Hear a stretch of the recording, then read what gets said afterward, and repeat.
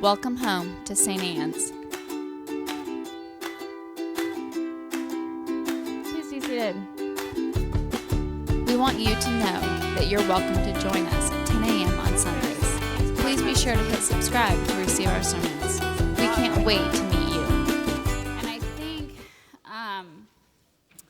when we look at all the things happening through the lens of this gospel, some of it will come into focus a little bit better. So it is our last Sunday before Lent. Lent starts on Wednesday with Ash Wednesday. But we get to celebrate a little bit. So Shrove Tuesday is our pancake dinner, which is a big celebration because we haven't had that since really COVID. So you better come and enjoy pancakes because we haven't gotten to do it in a really long time. So let's just talk a little bit about this story and kind of how that might help us look at our world and maybe the way that we should be looking at it as opposed to how we are looking at it. So this is a story. It's commonly called the Transfiguration. We hear a little Moses. You hear about this Transfiguration. But then our gospel is known as the Transfiguration. And it's interesting. We actually read it twice a year. And isn't that fascinating? It's like really I think it might be like the only thing that we read twice a year. Isn't that bizarre? And it's really just a fluke of how the lectionary works. But we read it twice a year. And maybe that's more meaningful than I think we think it is. More than like, didn't she just preach on this? Like, I feel like she just talked about this. And yeah, she probably just did not that long ago. And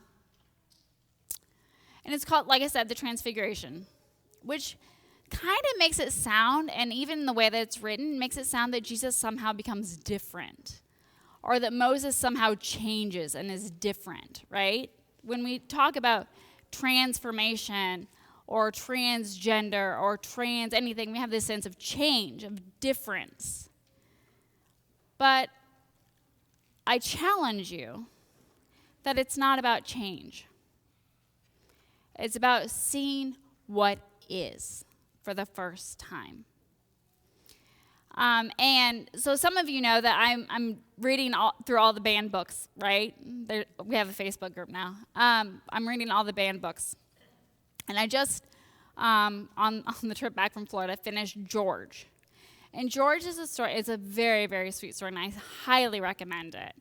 It's a story of a girl who was born as a boy, born as George, and I think she's in 4th grade, maybe around that age, and kind of her wrestling with making it clear that George is really Melissa.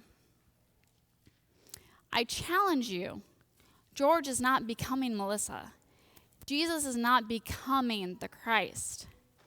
We are seeing those things that have always been there. The disciples are for the first time seeing who Jesus really is. Jesus has been the Christ the whole darn time. This is not new or different, but it's new and different for them because they see things differently now. Not because it hasn't always been there, but because they've been blind to it.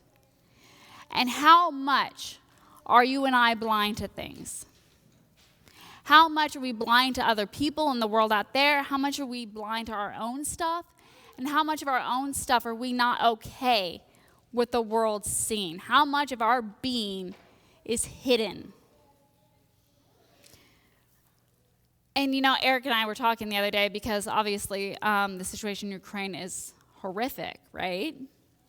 And just a few weeks ago, people were making fun of the president of Ukraine, being like, this guy is way over his head.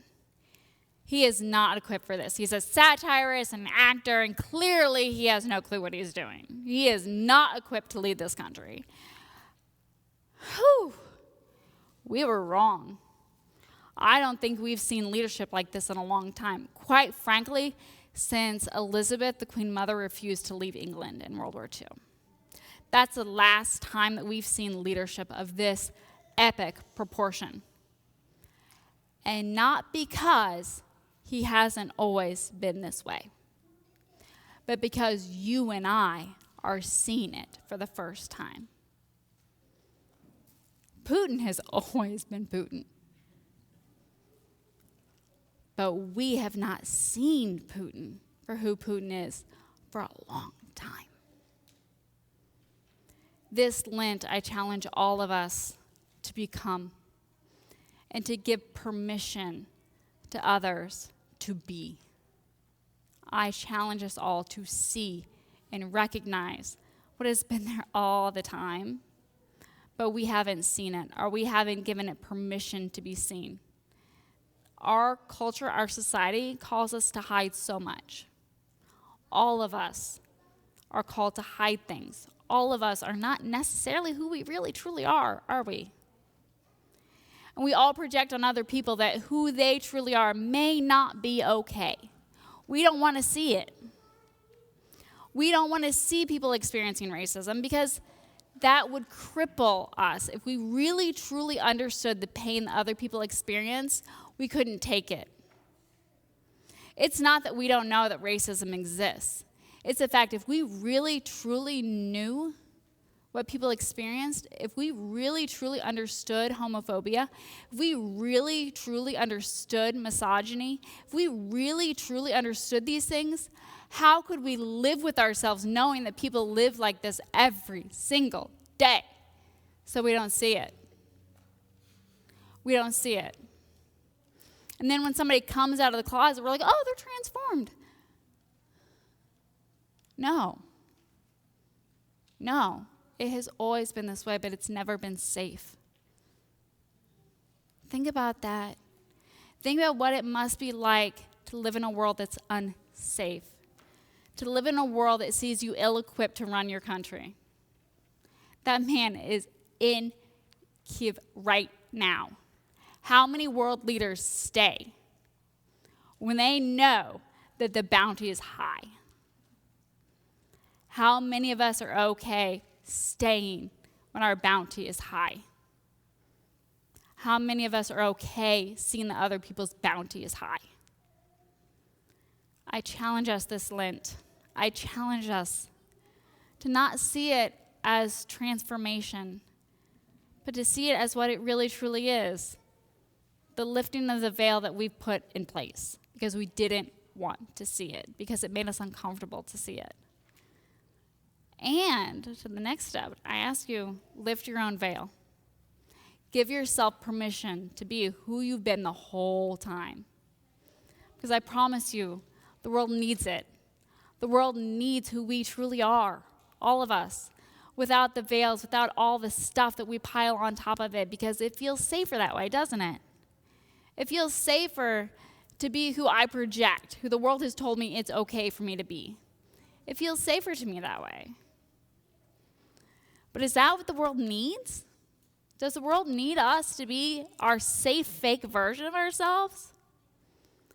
Or does the world need men who are strong enough to stand by their people and say, come at me? Now, we got a lot of kids in church, so I'm not going to quote a lot of the things that are coming out of Ukraine right now. But I challenge you, go look it up. Go look it up. Look up the 13 soldiers who were there when Russia landed and said, stand down.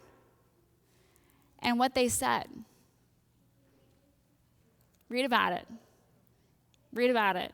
Because Ukraine has been Ukraine this whole time. Jesus has been Jesus this whole time. George has been Melissa this whole time. I challenge us to see. I challenge us to see. And then I challenge us to become. Whew. And then I'm going to take my little sticky stick. We want you to know that you're welcome to join us at 10 a.m. on Sundays. Please be sure to hit subscribe to receive our sermons. We can't wait to meet you.